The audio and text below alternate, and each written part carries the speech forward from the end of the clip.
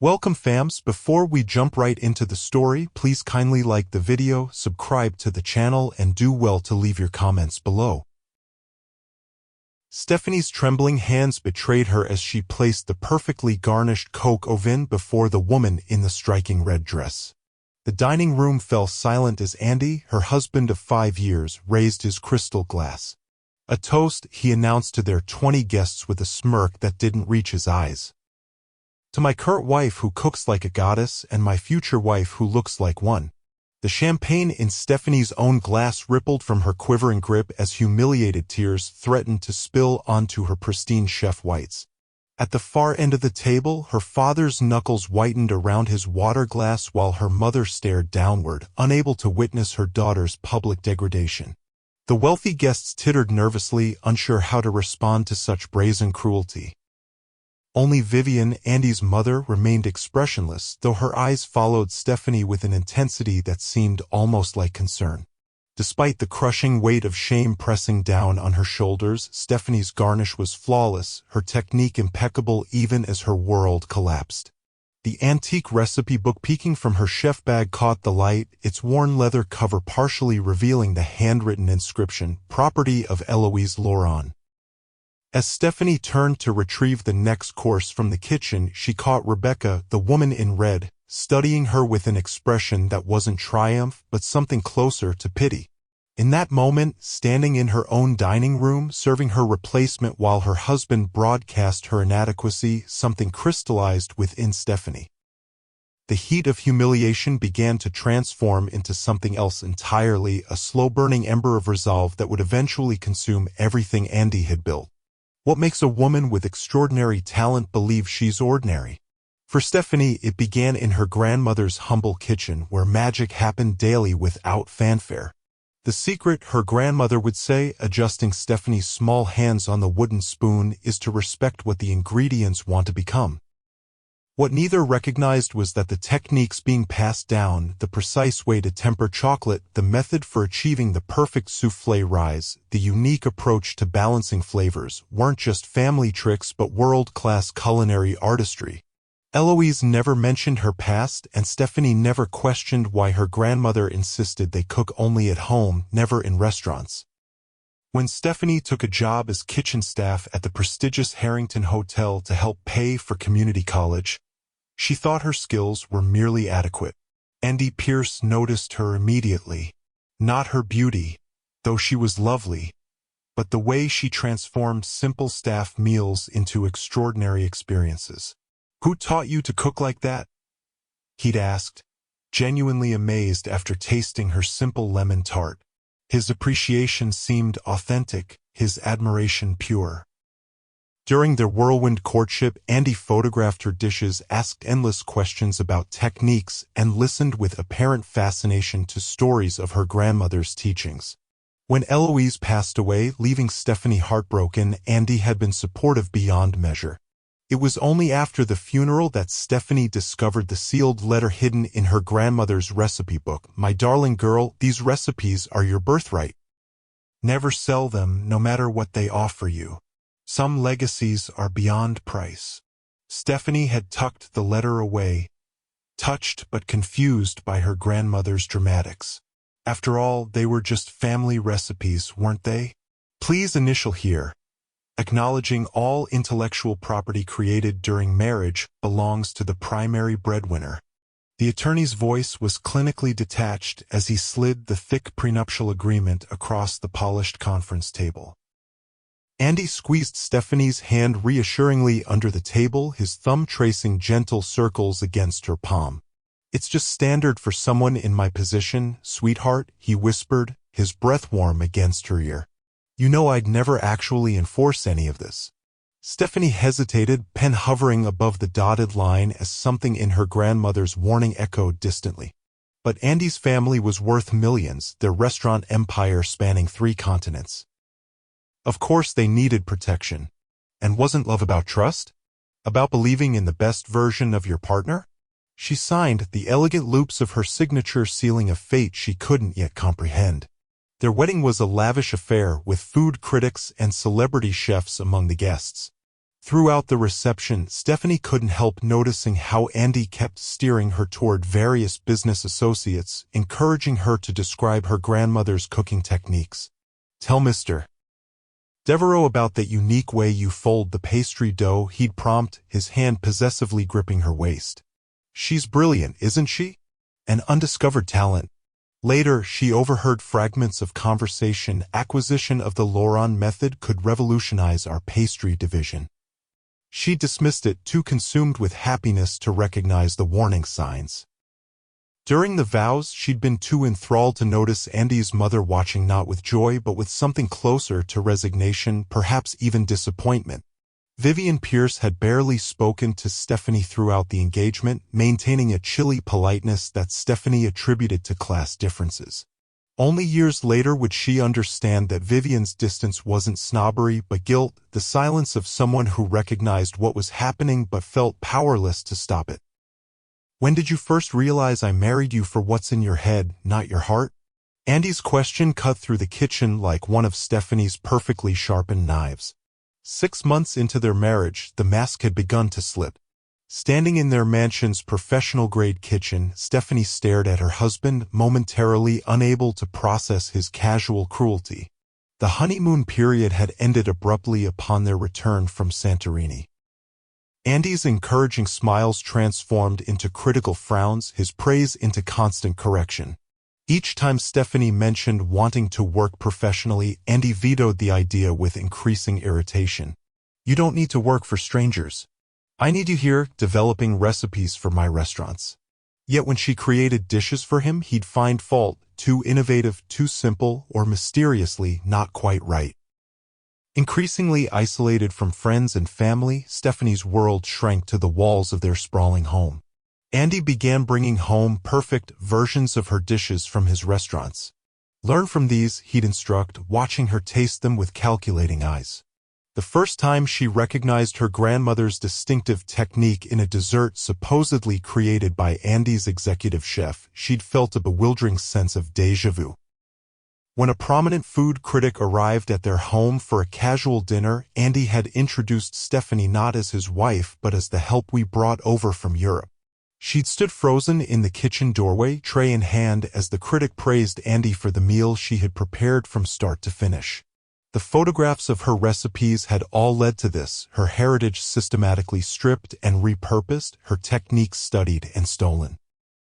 That night, examining the restaurant menu Andy had accidentally left in his jacket pocket, she saw it clearly, her grandmother's exact recipes, labeled as Pierce Family Classics and Andy's Heritage Collection. The grand opening of Laurent by Pierce gleamed across the Chicago skyline in electric blue lettering. Stephanie stood across the street, uninvited to her husband's triumphant moment, watching through plate glass as Andy demonstrated his signature chocolate soufflé technique to applauding journalists. The precise wrist motion, the specific temperature adjustment, they were exact duplications of skills her grandmother had taught her while standing on a kitchen stool as a child. How do you prove something belongs to you when everyone believes it belongs to someone else? She whispered to herself, tears freezing on her cheeks in the winter wind. Inside, champagne flowed as Andy described his years developing these unique methods. The reviews came swiftly, hailing Andy Pierce as a culinary genius and innovative force in the restaurant world. Pierce has single-handedly revitalized classic French techniques with a modern sensibility, raved the Tribune. Each glowing word was like a knife twisting in Stephanie's heart. At home, her cooking privileges had been systematically revoked. First, Andy had suggested hiring a personal chef. "To give you a break, darling." Then the kitchen had been remodeled, her equipment replaced with professional gear she was subtly discouraged from using. "Best leave it to the professionals," Andy would say when catching her measuring ingredients. "We wouldn't want you hurting yourself." Watching from across the street, Stephanie noticed an elderly patron sampling the signature dish, her face registering confusion. "That's not how Eloise Laurent did it," the woman muttered to her companion. "The original was better." Stephanie froze, straining to hear more, but the women had already moved away. Who was this woman who knew her grandmother's name? And what did she mean by the original? For the first time in months, Stephanie felt something beyond despair, a flicker of curiosity that would eventually ignite into determination. What's the exact moment someone decides they're worth saving? For Stephanie, it happened during the dinner party, the one where Andy had humiliated her before their friends and family. The moment crystallized as she mechanically plated desserts, her technique flawless despite her breaking heart. Andy's mother, Vivian, had paused in the kitchen doorway, her eyes taking in Stephanie's tear-streaked face and precise movements. "You have her hands," Vivian had murmured so softly Stephanie wasn't sure she'd heard correctly. Before she could ask for clarification, Andy had called for the dessert course and the moment vanished. After the guests departed, Stephanie had watched her husband guide Rebecca to the door, his hand lingering possessively on the small of her back. Her parents had left without meeting her eyes, her father muttering about talking some sense into her tomorrow. Alone in the cavernous kitchen, Stephanie had reached up to the ventilation duct above the secondary pantry, fingers finding the hidden compartment where she'd stored her grandmother's recipe book after discovering Andy searching her belongings months earlier. The leather-bound volume felt warm in her hands, as though it contained not just recipes but something alive. Flipping through the yellowed pages, she traced her grandmother's elegant script, the detailed notes on techniques that Andy now claimed as his own innovations. That night, while packing a small bag, Stephanie discovered a hidden compartment in Andy's office desk. Inside lay financial documents revealing the scope of his betrayal, trademark applications for Eloise Laurent techniques, and the Laurent method, filed 2 weeks after their wedding. The implications staggered her. Her husband hadn't just stolen recipes. He'd systematically erased her family's legacy and rebuilt it in his image. Worse, he'd known exactly what he was taking. The Laurent name meant something in culinary circles. Something Stephanie herself had never been told. Andy walked into the pristine kitchen the following morning, straightening his Italian silk tie, and stopped short. At his usual breakfast place sat a single plate, artfully arranged not with food but with divorce papers garnished with a sprig of rosemary, the signature flourish her grandmother had taught her. Where do you go when leaving means starting with nothing? Stephanie had asked herself this question repeatedly during the sleepless night. With limited savings of her own and all assets tied to Andy through the prenuptial agreement, her options were painfully few. By dawn, she found herself parked outside her parents' modest suburban home, too ashamed to knock on the door and admit how thoroughly she'd been deceived.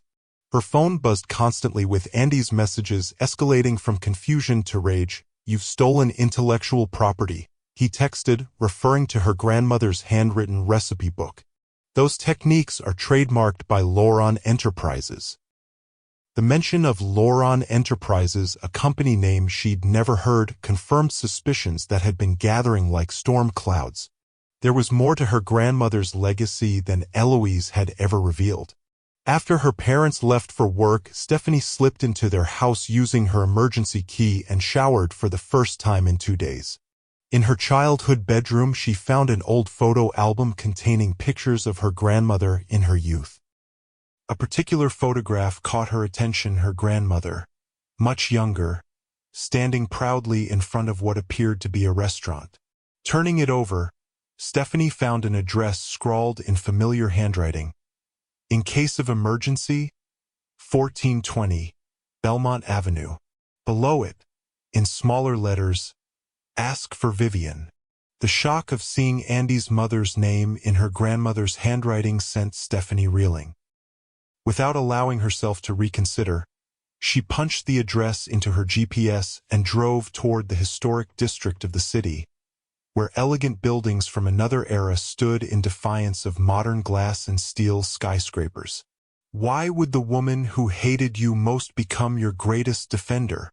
Stephanie hadn't expected the question, certainly not from Vivian Pierce, who stood before her in the dilapidated lobby of what had once been a grand building. Following the GPS to the address, Stephanie had discovered an imposing structure with architectural details obscured by decades of neglect. The brass plaque beside the door reads simply The Loron Building, 1947.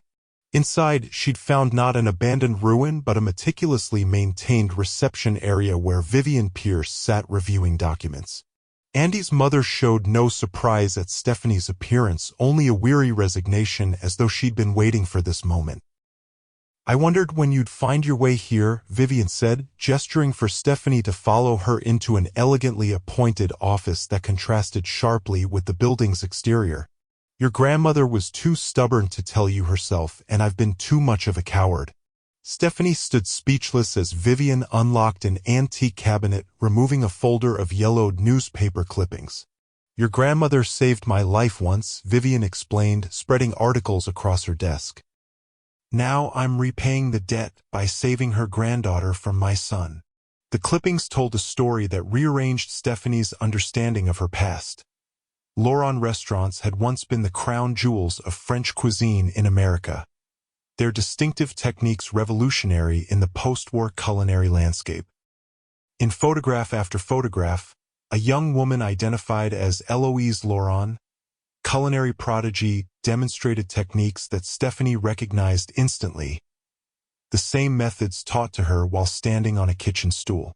But more shocking than seeing her grandmother's professional past was a particular photograph.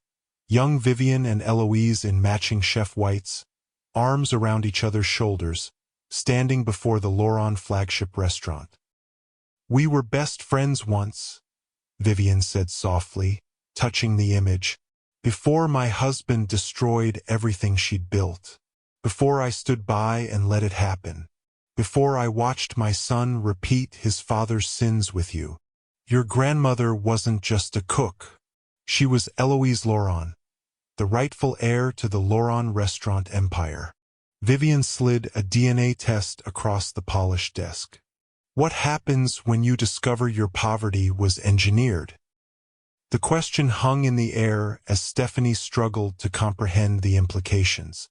According to Vivian, Stephanie's grandmother had been culinary royalty, the innovator behind techniques still taught in elite cooking schools worldwide. The Loron restaurants had revolutionized French cuisine in America during the 1950s and 60s, with Eloise at the creative helm. "Your grandfather died when your mother was just a baby," Vivian explained. "Shortly after, my husband Charles launched a hostile takeover of Loron Enterprises using information I'd unintentionally revealed during our friendship.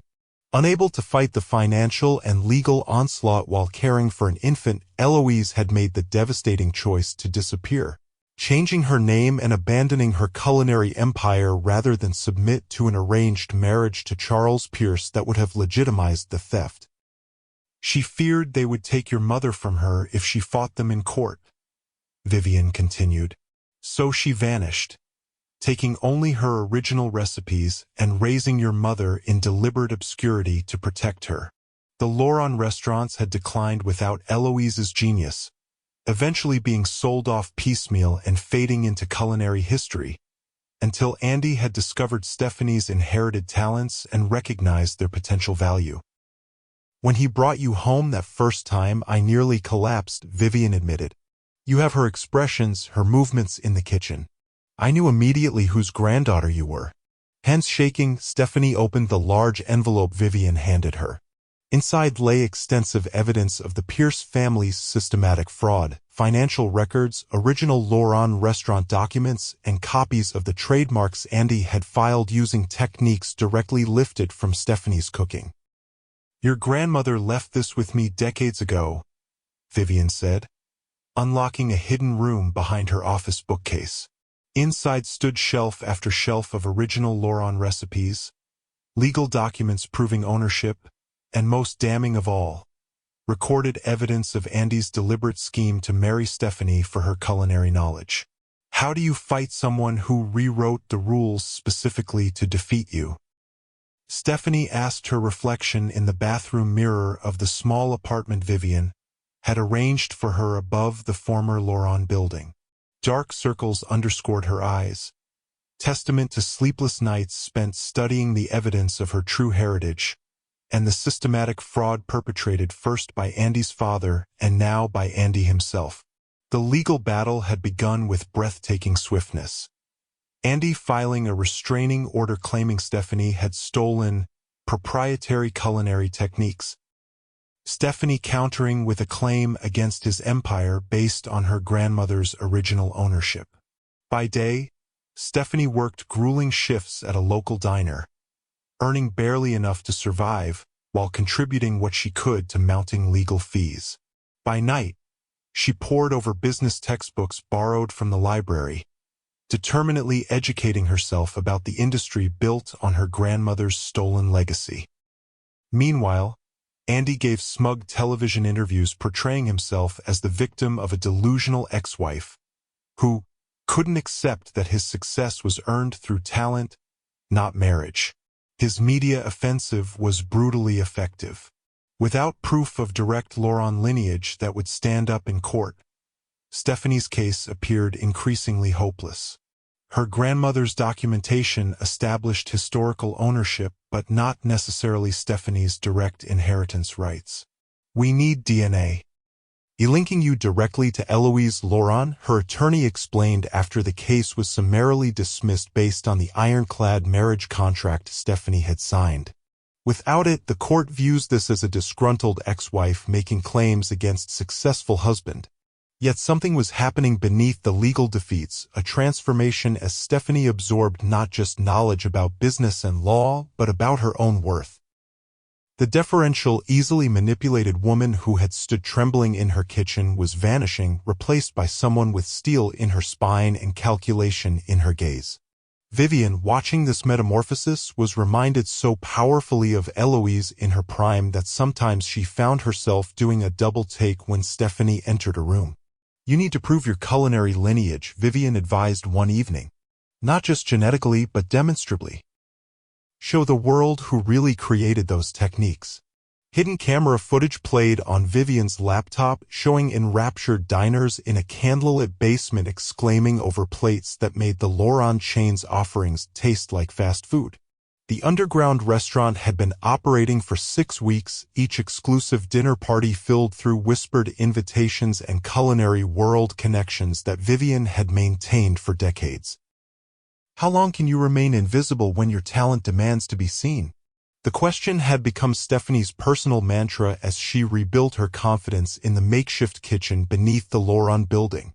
What had begun as therapy, cooking her grandmother's recipes to reconnect with her heritage, had evolved into Laurent Underground, the most sought-after dining experience in the city. Though operating without permits or official sanction, the pop-up restaurant served only 20 patrons per night, each signing extensive confidentiality agreements before being guided blindfolded through a maze of corridors to the basement speakeasy-style dining room. The legal risk was calculated and necessary. Stephanie needed witnesses to her mastery of techniques Andy claimed as his own intellectual property. Most valuable were the elderly patrons Vivian specifically invited, former chefs and diners from the original Laurent restaurants who could testify to the authenticity of Stephanie's execution. This is exactly how Eloise prepared it in 1962. One former sous chef proclaimed tearfully after tasting Stephanie's coq au vin. "This isn't imitation. This is Laurent cuisine as it was meant to be." While Stephanie's confidence grew in the kitchen, Andy grew increasingly paranoid above ground. Sales at Laurent flagship restaurants had begun to slip as whispers spread about an authentic Laurent experience somewhere in the city. His increasingly desperate attempts to identify the mysterious competitor included hiring private investigators and offering rewards for information. The underground restaurant maintained its secrecy until an anonymous food blogger posted a viral video comparing dishes from both establishments. "Notice the soufflé technique," the blogger pointed out. The Laurent by Pierce version uses a flashy finishing touch that compromises texture. The underground version employs original Laurent techniques only a true heir would know, methods documented in culinary archives but impossible to replicate without direct training. Rebecca glided into the underground restaurant wearing understated elegance instead of the provocative red dress from the dinner party. Her eyes locked with Stephanie's from across the room, recognition immediate and mutual. Stephanie froze mid-service, heart pounding as her mind raced through escape scenarios. Had Andy found her? Was this the end of everything she'd built? Is she here to destroy everything, or does she have her own score to settle? Vivian whispered, appearing at Stephanie's elbow with uncanny timing. Throughout the 7-course meal, Stephanie maintained professional composure while stealing glances at Andy's mistress. Unlike other patrons, Rebecca took photographs openly, not even attempting subterfuge. Her evident enjoyment of each dish seemed genuine, her appreciative murmurs clearly audible in the intimate space. After the final guests departed, Rebecca remained seated, nursing a glass of wine. "He doesn't know I'm here," she said without preamble when Stephanie approached. "In fact, we're no longer together." The revelation shouldn't have surprised Stephanie. Andy's pattern was becoming clear. Apparently, once he secured the Martinez Hotel contract, my connections weren't needed anymore, Rebecca continued with brittle amusement. Funny how similar our stories are, just with different assets being stripped. She reached into her designer purse and removed a thick envelope. "I thought you might find these useful." Inside, Stephanie discovered Andy's private business calendar for the coming quarter, detailed notes on trademark strategies, and a post-it note with Rebecca's elegant script. "He did it to me too." The calendar contained the information they'd been desperately seeking: confirmation that Andy planned to sell the entire Loron empire to an international hospitality conglomerate once the trademark battle concluded. The buyer, Grande Hospitalite, was known for stripping acquired properties of their culinary identity and transforming them into standardized luxury experiences. If the sale proceeded, Eloise Lawrence's legacy would be permanently erased, replaced by corporate uniformity. "Why are you helping me?" Stephanie asked, bewildered by this unexpected alliance. Rebecca's smile held no warmth. "Let's just say I believe in karma, and I've decided which side of it I want to be on." "What does justice taste like after years of swallowing lies?" The question echoed in Stephanie's mind as she submitted to a court-ordered DNA test, the technician collecting samples while a legal observer documented the process. Across town, Andy hosted a celebration dinner for his executive team, prematurely toasting their victory over baseless claims and the imminent sale to Grande Hospitalite. The contrast between Stephanie's quiet determination and Andy's bombastic confidence could not have been starker. Since Rebecca's unexpected alliance, developments had accelerated rapidly. The business calendar had revealed not just the planned sale, but evidence of financial improprieties designed to undervalue Loron assets before transfer.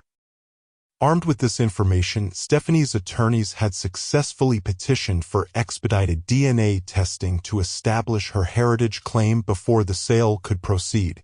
The underground restaurant continued to operate, its reputation spreading through culinary circles like wildfire. Food critics attempted to secure reservations under false names, desperate to experience what one blogger had termed the most significant culinary resurrection of the decade.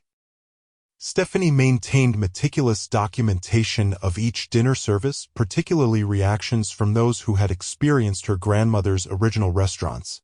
While waiting for test results, she felt an uncharacteristic calm. Regardless of legal outcomes, she had reclaimed something essential: confidence in her abilities and connection to her grandmother's legacy.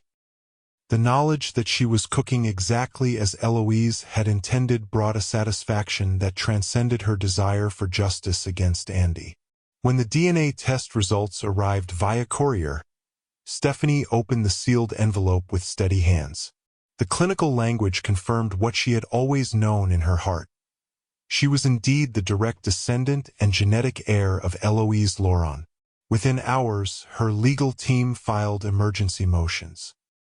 By nightfall, a judge had issued an injunction against the sale of Loron restaurants pending full investigation of heritage claims. Andy's celebration dinner ended abruptly with the arrival of legal documents served between main course and dessert. His empire, built on stolen techniques and false credentials, had begun its inevitable collapse. Stephanie adjusted her brunette wig and thick-framed glasses before stepping into the service entrance of the Laurent flagship restaurant.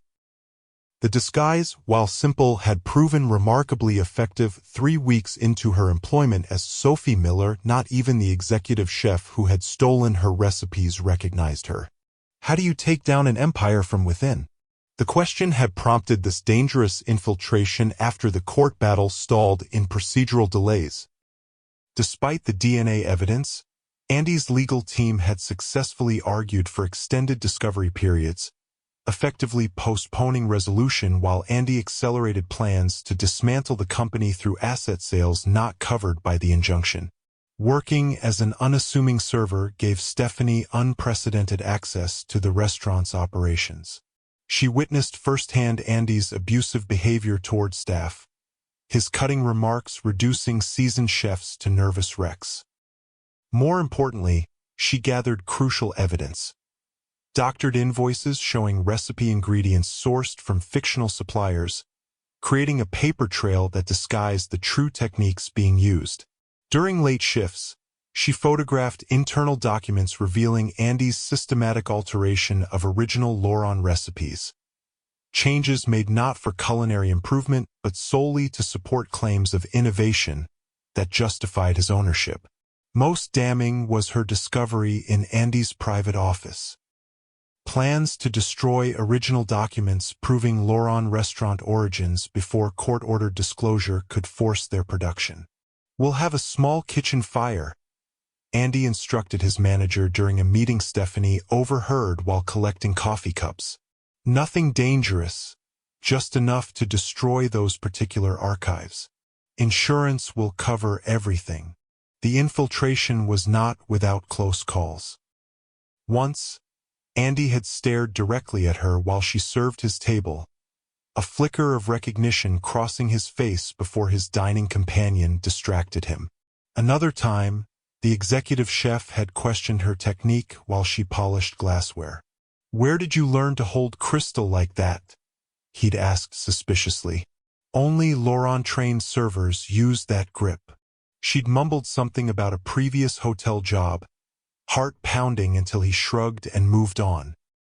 Each night, she transmitted her findings to Vivian and their legal team, building an irrefutable case that went beyond heritage claims to document active fraud and evidence tampering.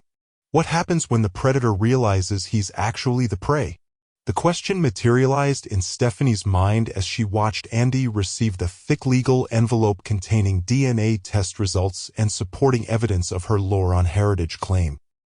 Security camera footage from the restaurant office, obtained through Rebecca's connections with the security company, showed Andy's transformation from confident swagger to ashen panic as he processed the document's implications.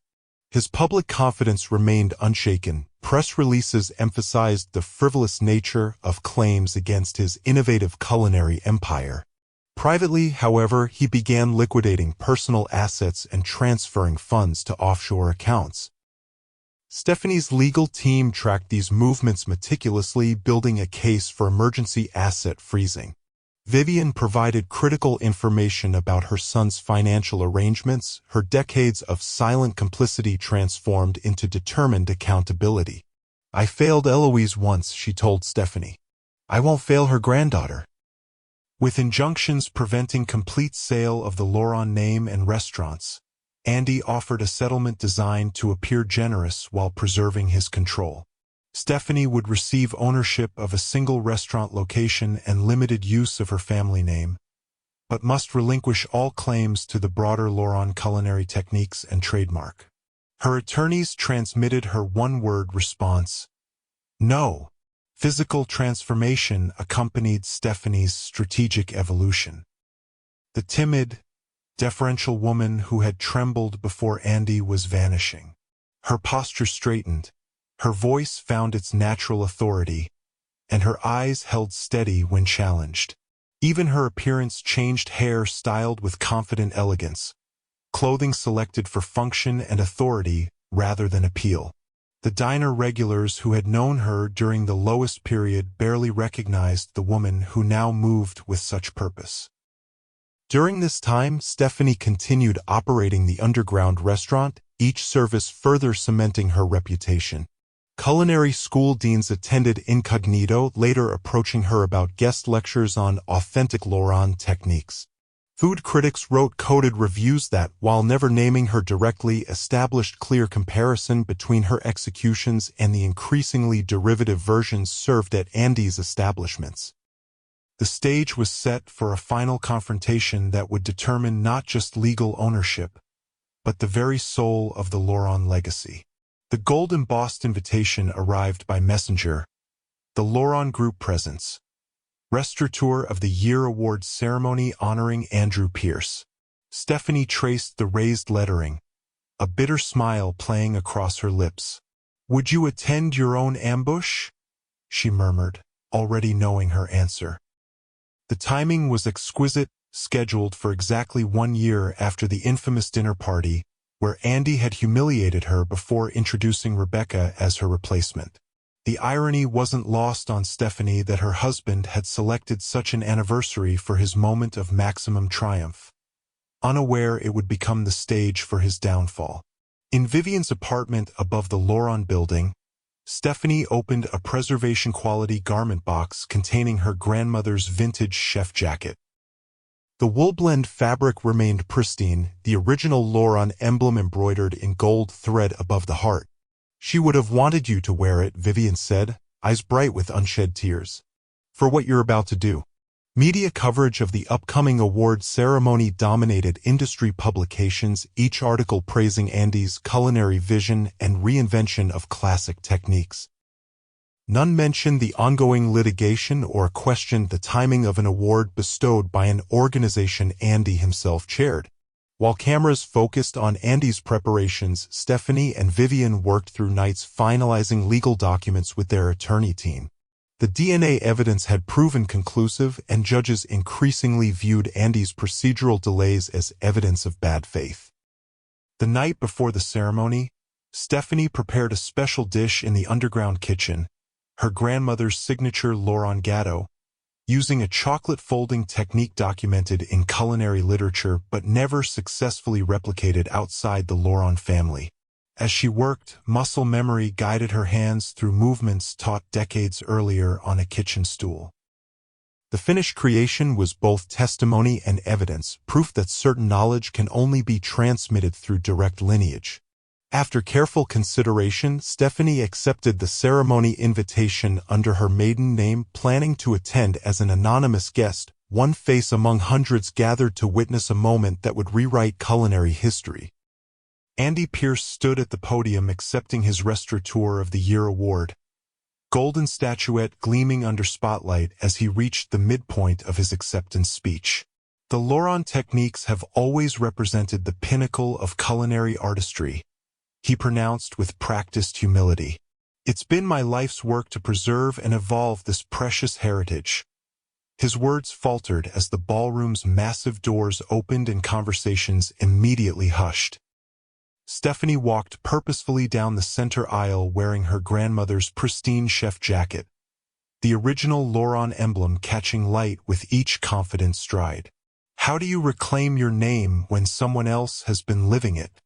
The question had haunted her throughout preparations for this moment. Now, seeing Andy's expression collapse from triumph to terror, she had her answer. Gasps rippled through the audience as older chefs recognized the iconic jacket. Many had trained under Eloise Laurent before her mysterious disappearance decades earlier. The spotlight operator, sensing drama, instinctively shifted illumination from Andy to Stephanie as she approached the stage.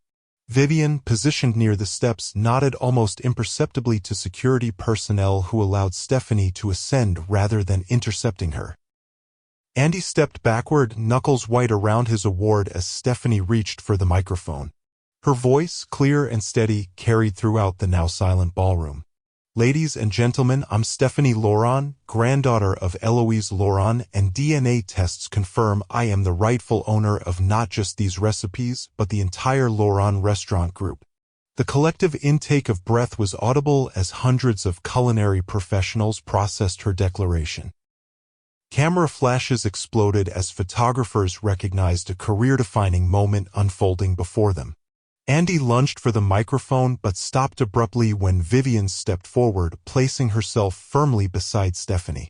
"My son," she announced clearly, "has built his career on stolen techniques and fraudulent claims.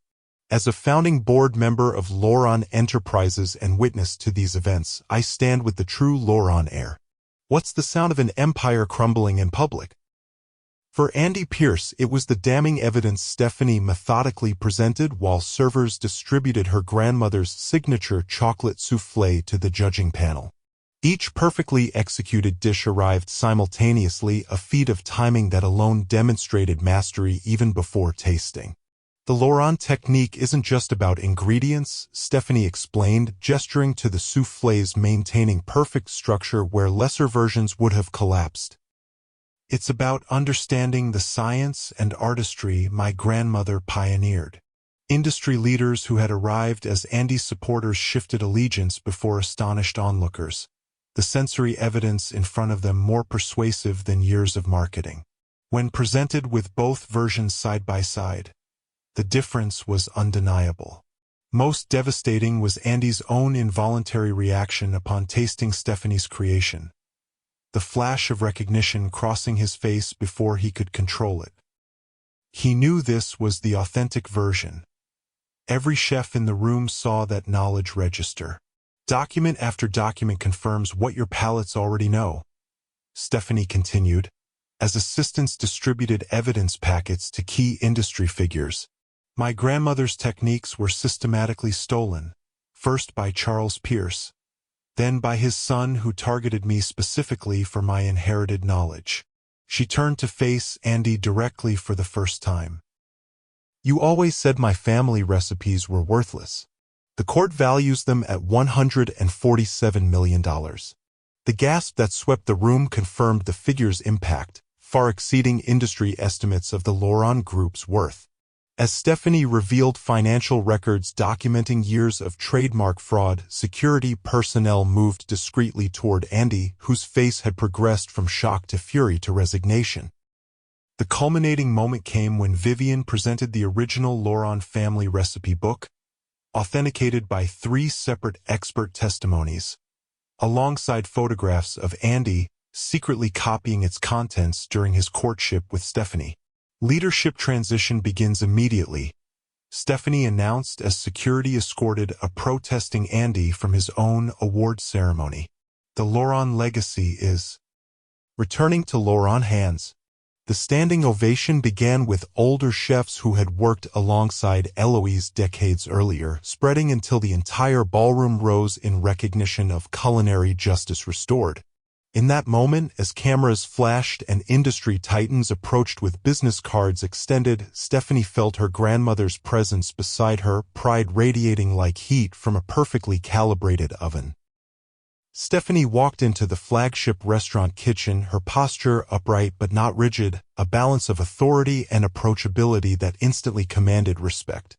The staff stood at attention, a mixture of wariness and curiosity in their eyes as she approached the iconic sign above the pass. "How do you honor the past while creating a new future?" The question resonated through her mind as she carefully removed the Loron by Pierce lettering and replaced it with the original Eloise Loron emblem her grandmother had designed decades earlier. "I'm not here to punish anyone for working under Andy Pierce," she announced, her voice clear and steady. "Talent deserves recognition, not exploitation. Each of you will be credited properly for your contributions moving forward." The collective exhale was almost audible as tension dissipated. While Andy had ruled through fear and manipulation, Stephanie recognized that most of the staff were simply talented professionals caught in his toxic web. She spent that first morning moving systematically through the kitchen, demonstrating her grandmother's authentic techniques with a patience Andy had never shown. "The folding method creates air pockets that allow the pastry to rise more evenly," she explained to a young pastry chef whose eyes widened at the revelation. It's not about speed but understanding what the ingredients need. Throughout the day, she reviewed employment contracts, discovering the same predatory patterns Andy had used on her, clauses claiming ownership of any innovations developed in his kitchens. Compensation structures designed to create dependency rather than reward excellence. One by one, she voided them, replacing exploitative terms with fair agreements acknowledging each chef's creative contributions. "Your work will always be credited appropriately," she assured them. "A Laurent restaurant succeeds through collaboration, not theft." As evening approached, Stephanie placed her grandmother's original recipe book in a custom-built glass display at the restaurant entrance, its worn leather cover and handwritten pages visible to all who entered. "This stays here," she announced, "as a reminder of where we came from and the standards we uphold." When the executive chef timidly asked about their former employer, Stephanie's expression remained neutral. "Mr. Pierce has left the country with whatever assets he managed to liquidate before the freezing order," she replied. The question that remained, whether to pursue international legal charges against Andy, could wait for another day. Tonight was about reclamation, not retribution. What would you build if you could start again with everything you should have had from the beginning? The question had evolved from hypothetical to practical as Stephanie stood before the renovated building that had once housed her grandmother's original cooking school. 1 year after reclaiming the Laurent Empire, she was presiding over its renaissance. The restored facade gleamed in spring sunlight as journalists gathered for the ribbon-cutting ceremony. Inside, state-of-the-art equipment complemented traditionally designed workstations, merging heritage with innovation. Most significant was the scholarship program providing full tuition to talented chefs from underprivileged backgrounds, a direct challenge to the elitism that had dominated culinary education for generations. "Creativity isn't determined by social class," Stephanie explained to reporters. "My grandmother believed everyone deserved access to culinary excellence. Under her leadership, the Laurent restaurants had not merely survived but thrived." Authentic recipes restored to their original brilliance attracted both nostalgic patrons who remembered Eloise's cooking and younger diners eager to experience culinary history. Critics noted the dramatic contrast between Stephanie's collaborative management style and Andy's exploitative approach. Each menu prominently credited contributing chefs by name, acknowledging their specific innovations within the Laurent tradition.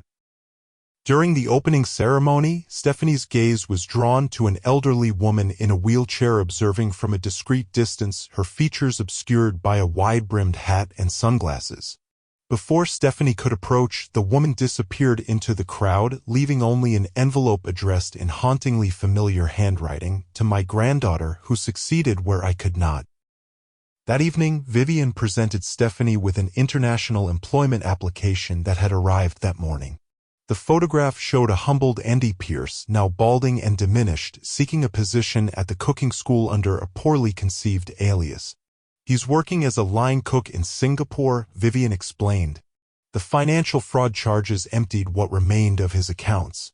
Stephanie considered the application briefly before setting it aside.